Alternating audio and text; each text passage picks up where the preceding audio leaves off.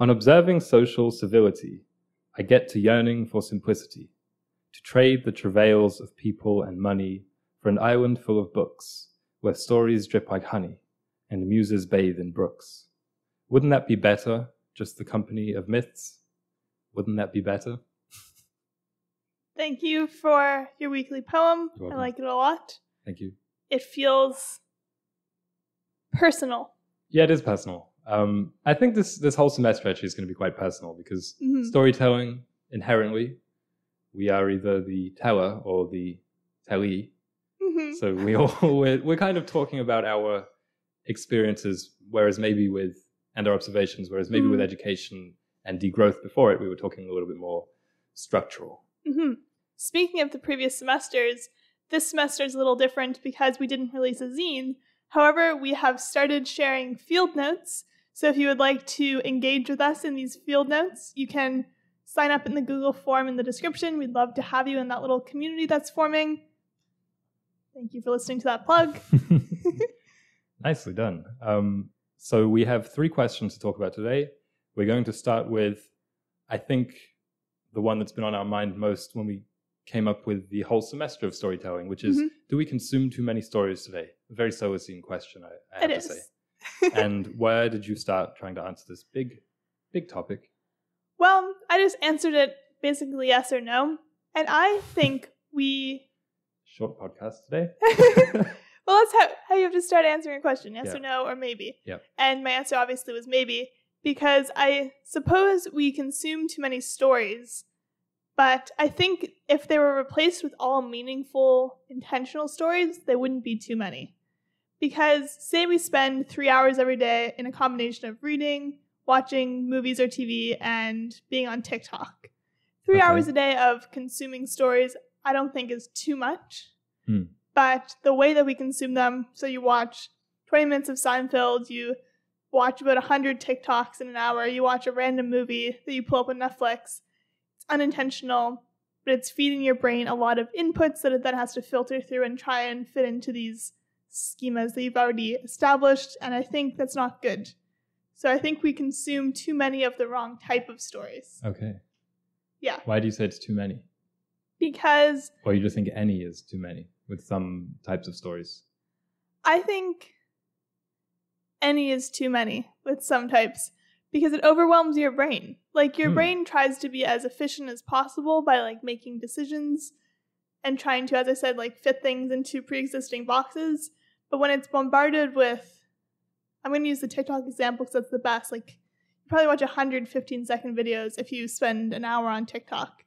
And that's a lot of input that your brain has to try and categorize, so it exhausts you. And often it just makes you kind of question everything every few seconds. So I don't think that's good for the brain. The 6-second storytelling, the Vine genre. I kind of had a similar observation, which is that in terms of, because the question is really about the uniqueness of the modern time. It's like, do we consume too many stories today since the invention of everything, like circa 20 years ago or whatever? Yeah. And it's like, there was this invention of things, well, let's say circa 100 years ago, with just mass media, but really accelerated by the internet, things between deliberately told stories, as in art for the most part, or campfire stories, you know, tales, very deliberate, and life. There's all these other spaces in between right now that I think we don't really categorize very well, and that's why we have this awful catch-all term of content, which best summarizes the hour of TikTok that you were talking about. Yeah, but also the like 6,000 to 10,000 ads that we see per day. Right. Also impacts us because they're all a narrative. They might be a billboard, they might be a pop-up ad on the side, but it's telling a story. That's a very good point. Sports, I was thinking, is another one, because there's the narrative of the sport game, which is almost like a good versus evil, depending on, you know, your side, or whether you have an active stake like that. But it's one side trying to beat the other, or one person trying to beat the other. But there's also, for a lot of people who are fans, I consider myself one of them. There's the whole narrative outside of the game, which is almost more consuming than what actually happens on the field. Yeah, where's De Jong going? What's Pep up to? Yeah, et cetera, et cetera. There's all these various figures, like with all of kind of wider culture, pop culture. that become characters in our minds. It's very similar to watching a soap opera. I often hear people say that the NBA is like the soap opera for men, or football is like the soap opera for men. And I think it's very similar. And that's the type of story that I think we, quote unquote, consume without realizing it. We just think, well, I'm just reading the news. Because there's been this difference between the news and whatever this is. Itself kind of an industry that's sold to us. Except instead of watching it as a movie or reading it in a novel, you're reading tweets from a journalist. Yeah. I mean, a lot of politics is like this storytelling to people as well, right? It's just a narrative that we get. It's not just a narrative, but it is a narrative that we kind of get swept up in. Yeah. I thought another answer to the question of do we consume too many stories is, I guess, there's a certain type of story that I think we consume too much of that's unintentional. It's just peripheral, perhaps. You think, no, I'm a fan of this sport, so I have to know what's going on, or I am a voter, so I have to know what's going on with all these different stories being told. But I think, watching and consuming all that stuff is so much different than making the choice to spend $10 on a book or the choice to commit 2 hours of your life to a movie even. So that's why I kind of felt like movies are perhaps a good example of something that I don't think we consume too much of as long as you're being intentional with them. Whereas with the TV shows or the snippy content. You mean because it's more bite-sized? Yeah. Okay. Yeah, I can see that because I like another kind of comparison is sometimes, I mean, we stream a lot of movies, but sometimes it's like you half finish one, but instead of finishing it, you start another one halfway. And then before you know it, you have like 7 or 8 movies that you are halfway through. And that always makes me feel a little bit chaotic. I want to start knocking off the list. But when you put it that way, it's the same as if you are currently watching like 19 TV shows or currently following 11 different influencers who each week post a bit of their life, which to you is just a story. Yeah, and sometimes it's literally called a story on Instagram. Yes, right? It is. I happened upon a book this weekend in preparation for this episode that, for those of you who remember my rant about audiobooks, I listened to it in an audiobook format to try and bring myself around to it. And I was like, okay, this is working. But I listened to this book called The Impact of Identity, and it's for a later question, but she used the example, the author, of her son who is our age. He's like a teenager, young adult. And she said, when I was a kid, you'd have 10 hit songs. And you'd listen to 10 hit songs, it'd be awesome. Yeah. But when he's listening to music, he's scrolling through, he's changing halfway through every song because there's just too many hits and there's just too much good stuff. And it's like, we believe that's not a bad thing. We were like, oh, there's so much good stuff. This is awesome. This is the future. This is progress of humanity. But you do need to be intentional about how much good stuff you're consuming. Because you could be watching 10 TV shows, as you said, and they're all great. Like, I'm sure they're all way better production value than shows even 10 years ago. True. But just because it's good doesn't mean you need to consume it. It's almost like sales. It's like just because something's on sale, you don't need to buy it. But what do you think makes it too much? What's wrong with it? Just playing devil's advocate. Is it just the attention span killer? No, I just think it messes with our identity, messes with our brain's capacity to be chill.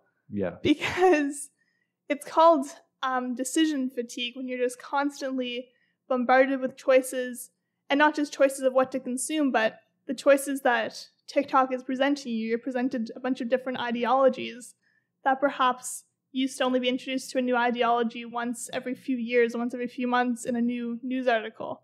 But now you can scroll through and learn about, I guess, ideologies and cultures. Change your aesthetic every day. Aesthetics, yeah. Right.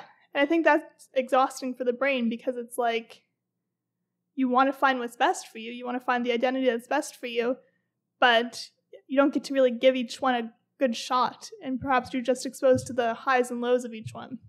This may be straying a bit too far from the question, but I do think TikTok's a good example because I've always been quite fascinated with what it's done to the way that people our age and younger listen to music.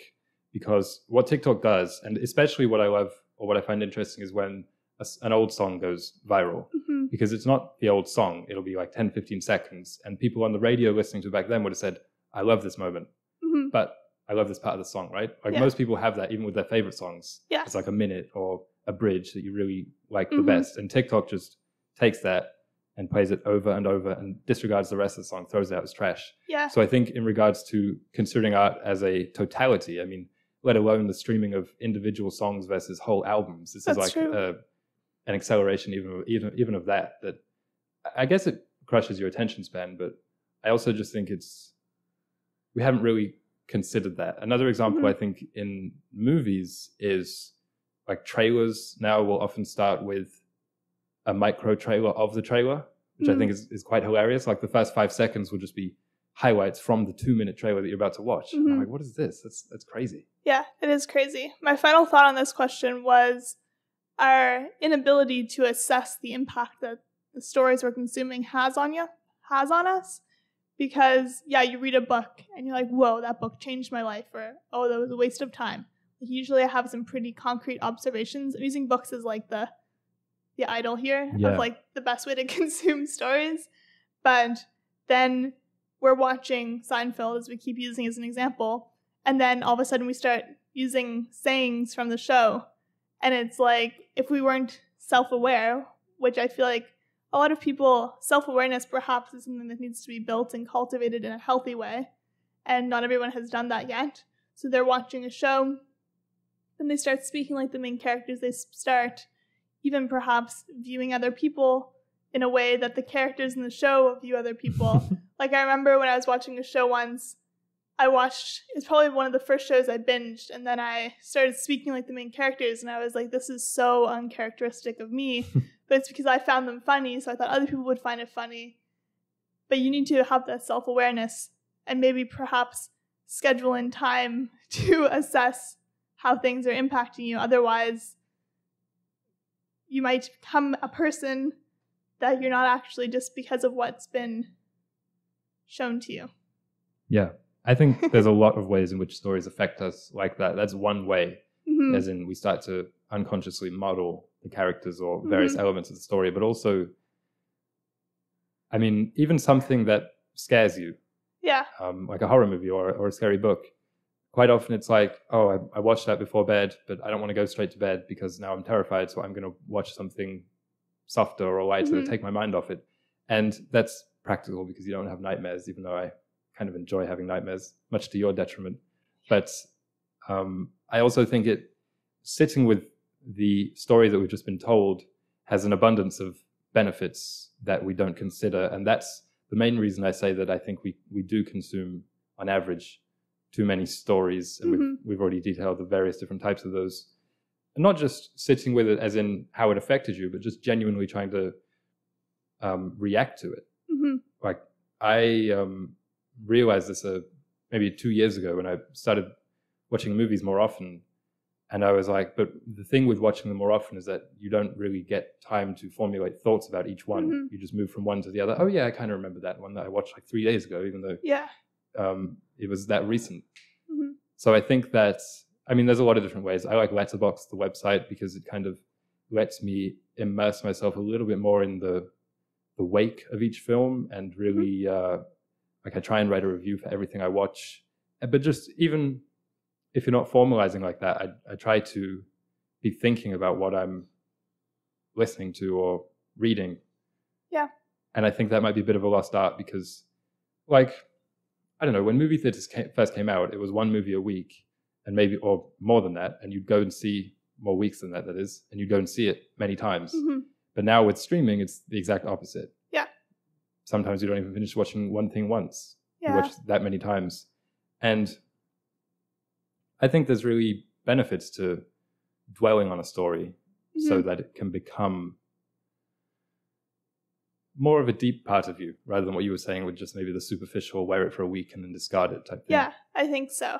We just need to like respect our brain's capacity for integrating these stories, because if we don't respect the fact that our brain is working overtime trying to make sense of all these things, it's going to get exhausted and perhaps you'll just become disillusioned with media, with everything altogether, or you'll just become numb to the things that you're consuming, and then you could be consuming really beautiful art and not receiving it. That's a good point. Yeah. Rewatching or rereading, just going back to the same creative, artistic well over and over again. Maybe that can be a question for next week, actually, the benefits of doing that. Cool. On my mind recently a lot with thinking about how as a kid we used to most kids have that one movie that they've watched literally 100 times because you had it at home on a DVD. And now with streaming, I wonder if that happens so much. Yeah. And, I don't know. I mean, with books, it's like most families through history, if they were readers or literate, wouldn't have had, let's say for the last 200 years, wouldn't have had whole bookshelves at home. Maybe you would have had one or two stories that you just keep being told. Yeah. So we can talk about the benefits of that next week. And then my last point on this, do we consume too many stories with regards to too many? I was just trying to put a definitive line on that. And I think I touched on this in the field notes that we just put out on Friday, actually. So sign up if you want to hear some more thoughts on that. But I think it's when your life becomes just a jumping off point for you to, like when your life starts to revolve around the stories. Your life should be the priority. That should be the main story. Yeah, you shouldn't be trying to fit into a narrative, fit into an aesthetic. Well, even just practically, when you start saying, can't wait to finish this work day or this weekend so that I can really get into that book or really watch a movie. That escapism, I think, can be healthy to an extent, but when it's consistent and, when you genuinely prefer it to your life, maybe there's... you need to look at yourself in the mirror. There's also the time taken up by it. Yeah. I mean, watching a movie is going to take usually at minimum an hour and a half. So if you do that every day, that's a lot of time. Of your life. Yeah. Speaking to each other here. Speaking of stories, I remember the story that inspired me to choose this week's Organism of the Week was the origins of coffee. Because coffee is obviously a part of most people's daily routine, but it has only been a part of European Western culture since about the 17th century. And even then, it wasn't around throughout all of history like most other drinks were. It was discovered by a goat herder in Ethiopia, I believe, and he saw that his goats were getting all hyper and wouldn't sleep after eating a certain berry. And then he told the local monastery about it and said, "What's with this? What are these supernatural properties of this plant?" And then the monks started using it to stay up for all-night prayer. And so sounds like you. So it's a myth, and there's no proof that this is actually how it was discovered, but it is a myth that there's lots of coffee shops. There's one in Halifax called the Wired Monk after this story. And so this week's organism is Coffea, which is a genus of flowering plants. Okay. There's about 120 species, only some of which are cultivated for drinking the seeds, not the berries. The seeds are the coffee beans. The berries are called Starbucks. The berries are called the coffee cherries. And so this is the organism. It's a tree or shrub. I'll describe it. Yes. It's a single brown trunk with 7 spindly branches, some very scratched, scribbled, I'll say uncaring green foliage around it, and many red dots that look like either chickenpox or minis. Oh my goodness, Aaron. So there's a lot of berries on the trees. It's not like when you go to a raspberry plant, there's a few berries. It's dense. It's riddled. Yeah. It's infested. And then, so the trunk, and then out from it, the branches are covered in berries, and after the berries, there's the foliage. And they can grow 3 to 3.5 meters tall and live up to 100 years, or have fruit for up to 100 years, but it's more likely to be 40 to 50 years per plant. And then the Arabica coffee species is the most popular. That's what the average person drinks. And then there's Robios, which is about 20% of what we drink. And then there's a few new species which are up and coming. I learned that the seeds inside the berries are the coffee beans, but the coffee cherries themselves are caffeinated and juiced. So you can have coffee juice. Isn't that just coffee? No. Okay. So they're juiced. It'd be like orange juice. Really? Yeah. What color is it? I don't know. I'm guessing red, because they're red berries. I went So that would still give you the same effect as coffee. It's a different effect. It's a different type of caffeination or something like that. Coffee is like this forbidden fruit to me because I've never tried it. So I'm always trying to pepper coffee drinkers with questions about what it really does to you, because TV portrays it as such a crazy impact that it has on you. And I do feel like for me, it would probably get me up the wall. I don't think it'd be good results. But you also have to avoid sugary pops. So that's true. Yeah, so that's the organism of the week. Thought it'd be fun. I chose it, because of the story behind it, but also I just like coffee, obviously. What's your favorite coffee? My favorite coffee drink is a cappuccino. I don't know what I was asking there. I don't know the different types. I was going to say, what's your favorite, like there's different breeds, isn't there? There's really, as I said, only 2 that we drink, but there's different roasts. A roast, yeah. So I like a brown, sugary, chocolatey roast. I don't like the fruity ones because they're too acidic. So if you ever give me a coffee and ship it to us, don't give me anything fruity because I will probably dislike it. I tried a banana undertone coffee the other day. Not a fan. Because banana is a berry, as Aaron has taught me. I did know that. The next question for the episode was about intertextuality, its history, and also how the internet has changed it. The Wikipedia definition of intertextuality is the shaping of a text's meaning by another text. But that same article goes on to explain how muddied the term has become, and that a lot of people just use it as synonymous for texts or pieces of art that are full of allusions. So, wow, look at all the intertextuality. This tapestry, this collage across time, really. And how we are living in reference, how each piece of art today is living in reference. The example that I used last week on the episode was about how so many musicians, especially young ones, will now describe their new album or new song as having shades of this, it's giving this part really reminds me of this, we were inspired by this, and how I felt like maybe 50 years ago that wasn't the case. It was the case a little bit, but not the absolute norm.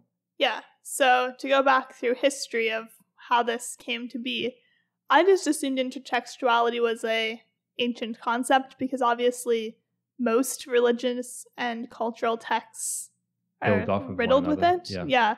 I mean, the Greek myths all refer to one another. You need to know who Athena is if you're going to read this myth and so on. But also, the Greek myths aren't often originally Greek. Right? They come from other cultures themselves. Yeah, so it's like all of these historical stories are in conversation with one another, but until the 60s, intertextuality wasn't even a term. Yeah. However, I figured I'd want to find kind of the turning point of when it just shifted from a earnest conversation to a more like complicated form of plagiarism. And you use so strong a word. I suppose. Homage, maybe. Homage. Or contribution. And the turning point that I could figure was in 1855, there was a book written, and it was called The Age of Fable, which was written for the average person, usually the uneducated person, to read and then understand all of the allusions being made in public speeches and newspapers and so on. Yeah. Because around like 1800, people just started referring to all these ancient myths, these different historical events and so on, that the average person probably wouldn't know because it's not a part of their local culture. It was more of a global culture. Yeah, with the like class stratification, how the upper class were taught the classics, really. Yeah. Exactly. So that book was written, and I feel like we need one of those to navigate today. Oh, do you think? Yeah. I think we have the internet. It's true. But that was my brief history. A specific analog for today I thought of that I wanted to mention was this website called TV Tropes. I don't know if you've ever been on it. Perhaps. I have spent too many minutes on there. I'm using minutes lightly. It was hours. Too many minutes, about 59. Because for me, as a burgeoning fiction writer, access to the internet from, say, age 11 or 12, TV Tropes was just an absolute goldmine because it basically is just what it says, TV tropes, each article on it. It's like a Wikipedia, but it's much more connected. It's like a Wikipedia in which every third word is a hyperlink to another article. And TV Tropes, it's not just TV, it's all sorts of art, books, video games, movies, everything. And so it'll be like The Damsel in Distress. That's an article. but then it'll list a bunch of things and some characteristics of it and some films or books that use it, but it also break down the damsel in distress to very, very specific categories that you see. And I think it kind of breaks your brain. Luckily, I don't go on it anymore because it's really like a candy store, I think, for certain people who are into that type of thing. But it's a really good example, I think, of intertextuality today and how, like your example in the 1850s of the maybe more uneducated people having access to this book and suddenly being able to understand so much.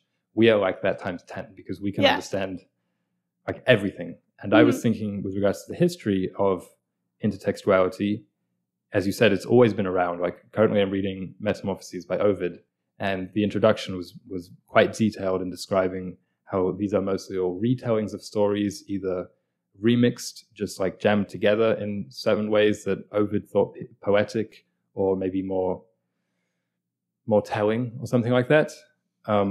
Or sometimes they will have very deliberate allusions in the text to the people who previously wrote them, which I thought was funny, or little side jokes, if you understand it. And that's why I like reading old things, old literature that has very heavy annotations, because otherwise so much will go over your head. Yeah. So that's why I think intertextuality maybe hasn't really increased so much on the side of the creator, but on our side, the side of the reader, I really think it has increased. Yeah. And the example I thought of was, well, for the Ovid, there's an example right there because now I can follow all this along, whereas maybe people even at the time weren't understanding it all. Yeah, it's true. But also Tarantino movies or certain directors like that, for whom every single shot or scene is an homage to something. Maybe in the 60s when that was happening, a lot of it would go over the viewer's head. Yeah. But now you can just look it up and it sends you down this whole rabbit hole of all the movies that inspired this. Yeah. Or let's say you really like a new movie that comes out and you want more like it, but there aren't many that are like it that have come out recently. You can just look up what inspired this. And I think that makes us more knowledgeable. I think in general we're much more knowledgeable.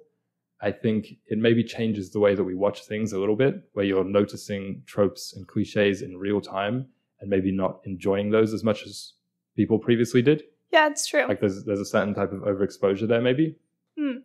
I think this can also kind of, one unintentional side effect of it maybe is it can lead to this weird kind of back and forth between creator and consumer, in that the creator sometimes has to deliberately try to be subversive because the consumer is so well versed in different stories, basically. Yeah, it's because what I'm thinking of is how kids just know Hamlet and they know Romeo and Juliet before they know what those are, because they've watched Lion King and they've watched they've watched Romeo and Juliet and the likes. And it's funny because, as you said, it's like it makes the reader almost more smart. Yeah. Because you have this, you're being cultured by watching a kid's movie.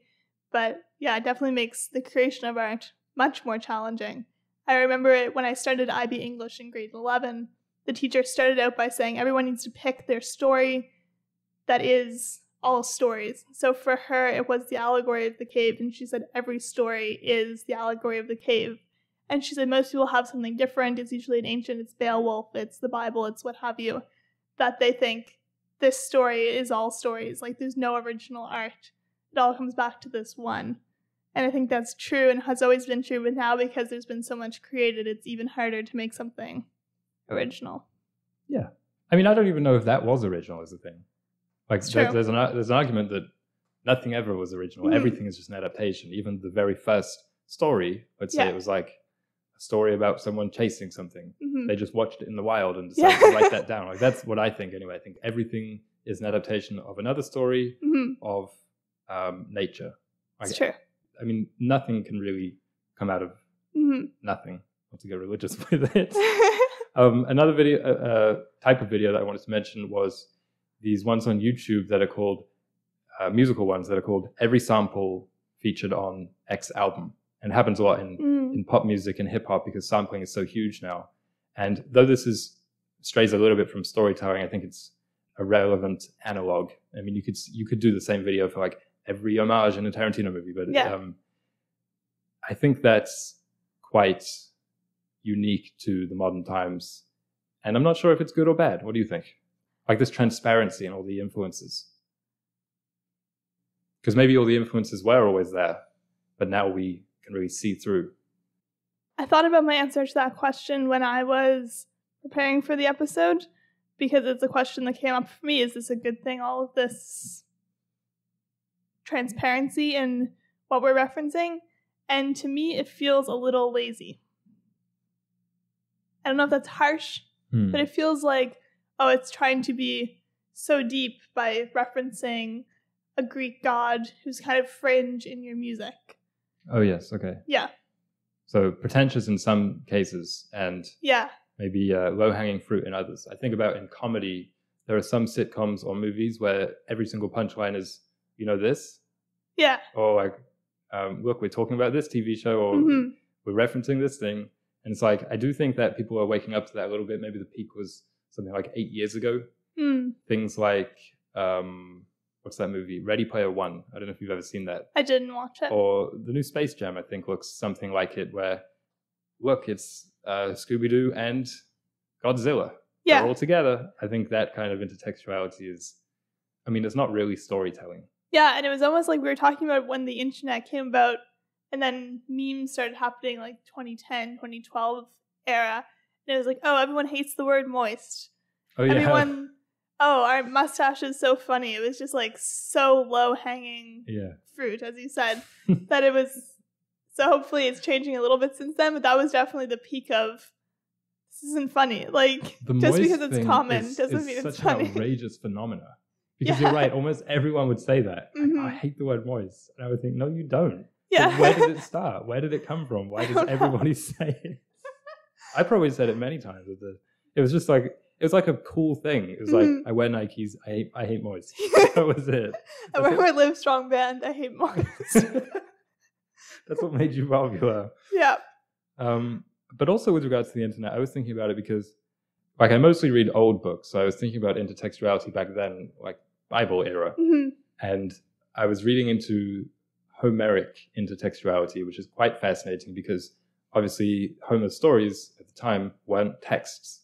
It was oral. It was liquid. It was in the ether. It wasn't material. Yeah. So they were saying, the scholars on Homer were saying that there was a kind of intertextuality that happened as the story moved from place to place. It's like shorthand.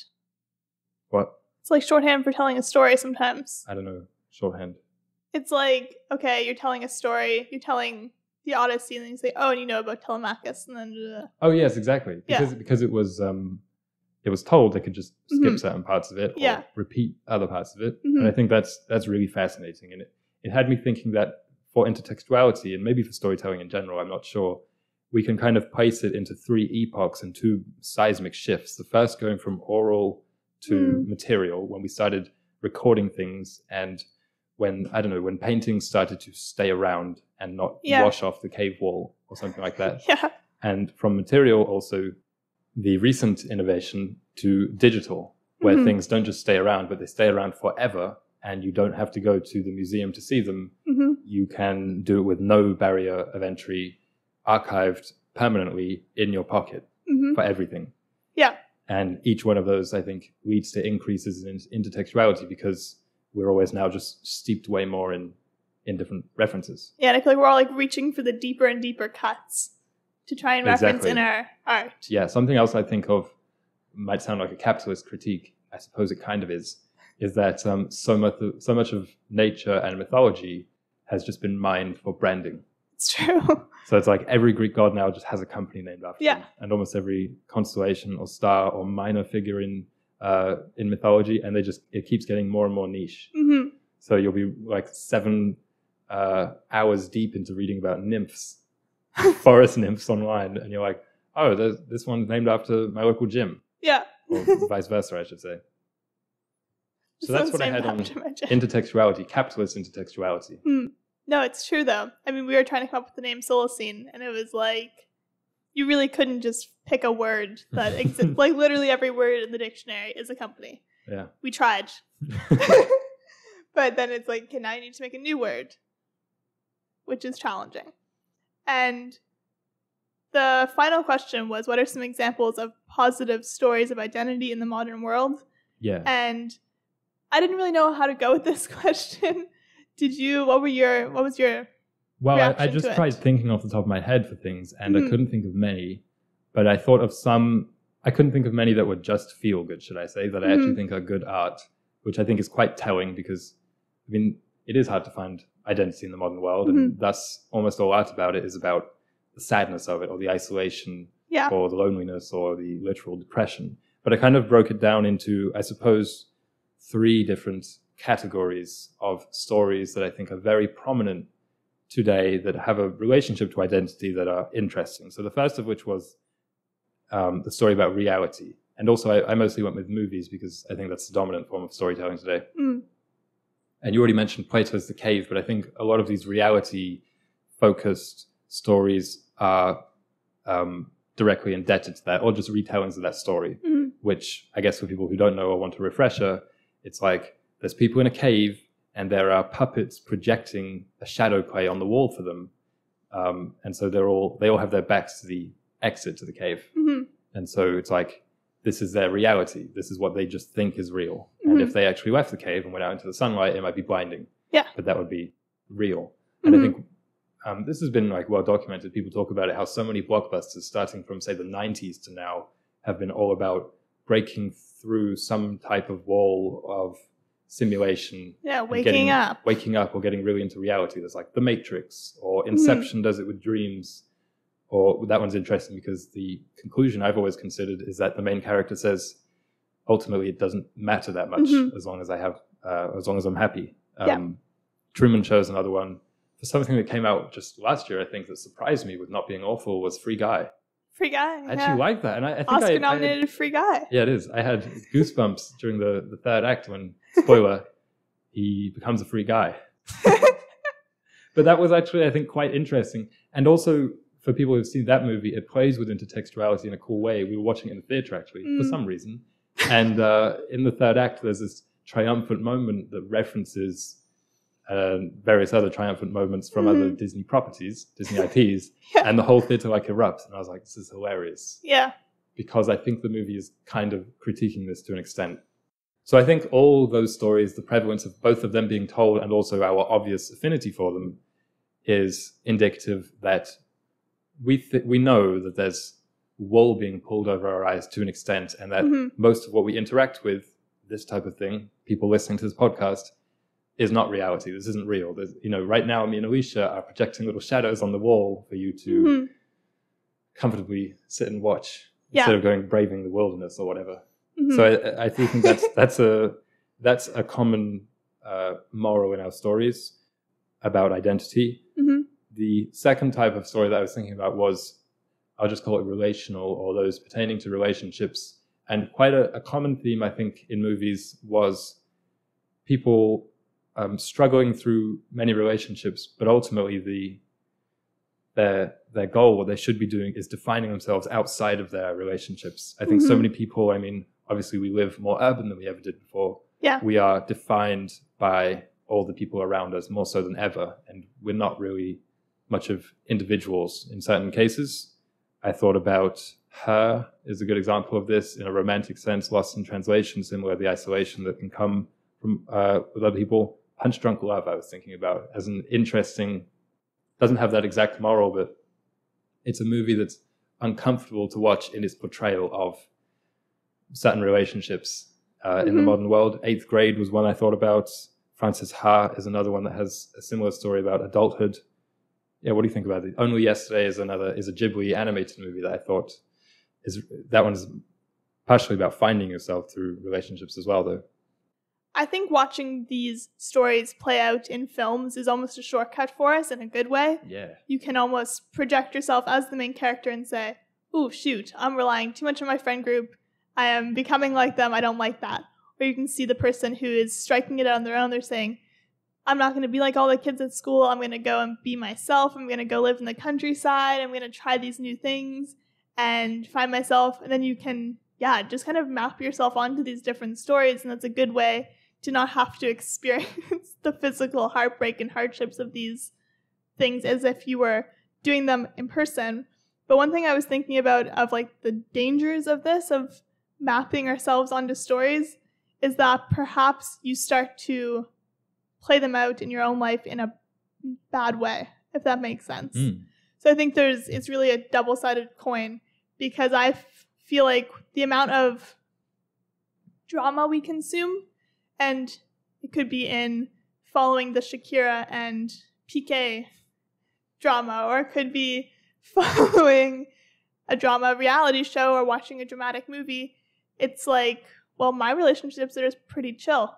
My identity is pretty chill, but boring, I want it to be a bit more dramatic. And then you become a drama queen or king. Maybe we can talk about that next week. The dangers of mapping ourselves onto stories. As you said. A third category of identity films, I guess, is, I've just called it the spiritual crisis films. And this is a bit of a broader category. But I was thinking about The Alchemist, the book, was written, I think, before internet. Yeah. And so too was Plato's The Cave story, drawn up way before any of this. But it just so happens that it's only become more relevant with mass media. Fight Club is another one. I was thinking about my favorite episode of SpongeBob, Nature Pants. Yep. Which, for those who haven't seen it, is when SpongeBob is in the Krusty Krab one day, and it's just, I mean, we've all been there. Just soul crushing. We've literally just all been there. It's soul crushing. He's like, whipping patties. What is this? Why is my life like this? And he looks out the window, and there's the jellyfish, and he says, "This is freedom." So he strips off and goes to live in the wild. Yeah. That's what I often want to do. That's what my poem was kind of talking about. The spiritual crisis. This is very deep. But another question I had just to the side of it was, why are there never any smartphones in movies? Why no smartphones in movies? So I think we can talk about that next week. That is a good question. And it's relevant because it's like, with the spiritual crisis, or with the idea of an uplifting movie about the modern identity, maybe even an oxymoron, how closely do we want our stories to reflect reality, or how closely do we, or how much do we just want them to be escapism? Yeah. Because I feel like 9 out of 10 movies, even if they're set today, they're stranded on an island, they're in the countryside, they have no cell service. Yeah, that's a good question for next week. I think about the spiritual awakening, the spiritual exploration in films. It always shows like the negative side of it. I was thinking a lot about Catcher in the Rye in preparation for this question, and I was thinking, like, what happens in that story is just kind of upsetting. It's just kind of sad. And all of these coming of age spiritual awakening films, because I feel like a spiritual awakening is like an adult's coming of age, perhaps. It's like a midlife crisis. The Eat, Pray, Love. Yep. And I think it's not often a good thing to see portrayed in movies, because perhaps it's more, again, dramatic than it would be in real life. It doesn't encourage you to actually question things and perhaps just be okay with your own, like, how things are. It makes you constantly feel like you need to change and find what's best, like find the culture, find the religion, find the aesthetic that is best for you. To answer the unanswerable question of what am I, basically. Yeah. You can't answer that just by, I don't think you can answer that by trying to define yourself. I think so. And the book that I was referencing earlier, I just highly recommend people read, even like just a synopsis of it, because she literally has like 4 points that sum up a good balance of consuming media to inspire your personality and not letting it consume you and become like that person who's just like a jellyfish going with the flow. Of what her biggest recommendation is to define limits of a starting point. And she says or suggests that you should look to your literal like genetic history, if you know that. If you know you're, like, for me, I'm French, English, Scottish. Like, look there, and it's like perhaps that history will have nothing for you. And I know not everyone knows their history, but she even suggests, okay, where are you right now? Look into the history of that place, and if nothing in it can be authentically you, then start branching out from there. But don't just go to the internet, don't just go to the stories and say, who am I? Because you're going to just get like a lot of things that you aren't. How do they know you? Yeah. That's really a fascinating piece of advice about finding out your ancestral history, I guess. Yeah, because she said that's what's going to be most authentic. Yeah, I mean, of course. Because she's like, well, obviously nationalism and patriotism can go way too far. You can then think that you're superior or that people is superior, but she suggests going into it with the mindset that you can have pride in your heritage without being... Yeah, I've just always been curious about why seems like there's a point in everybody's life where they become interested in the family tree and the story of their heritage, but it might be just the same urge that makes us want to watch that cool movie. This is a story. That's what it is. Yeah. It's a story, but it's the story of you, to put it in a really bumper sticker way. It's like this is a story that is internalized in you in a way that no matter how much we dwell on others, they're not going to be part of our DNA. So that's the fascination. We want to figure out the roots of our character. Yeah. Literally. Yeah, that's what she was saying. She's like, you could ask a random person at the gym, oh, what's your culture? What's your heritage? What's your vibe? But it's like, it's just going to be a leaf on your tree, is what she kept referring to us as trees. She's like, you need to look to your roots before you start decorating yourself with the trees and the flowers, the leaves and the flowers. Yeah, it was really interesting because she also, one of her main points was to find inspiration from people who have immigrated to a new place, because often when you immigrate or move, like we've moved provinces, which in Canada is like moving countries, you are like, okay, I want to adopt a culture more like this. However, you do need to look to your roots and kind of stay rooted, or else you're going to just fall over in this new culture. Highly recommend the book. She had a lot of experiences that I found interesting and experiences that I've never had. Like she grew up Jewish in the USSR, where if you were registered as a Jewish person, you didn't have as many rights as other people. But she didn't even know that she was registered as Jewish until she saw it in like second grade or something on a list, asked her family about it, and they said, no, we don't talk about that. Then obviously with the fall of that institution, she began exploring her heritage and she moved around a bunch, and it was just a really interesting story. So I highly recommend that book. It's very relevant to today's episode. That's a nice note to leave on. Yeah. So thank you all for listening. Hopefully you're enjoying the storytelling semester. I really like it. It probably always leaves me with a lot more thoughts than any other conversation. It's true. So thank you, Alicia, for that. And see you all next week. Bye.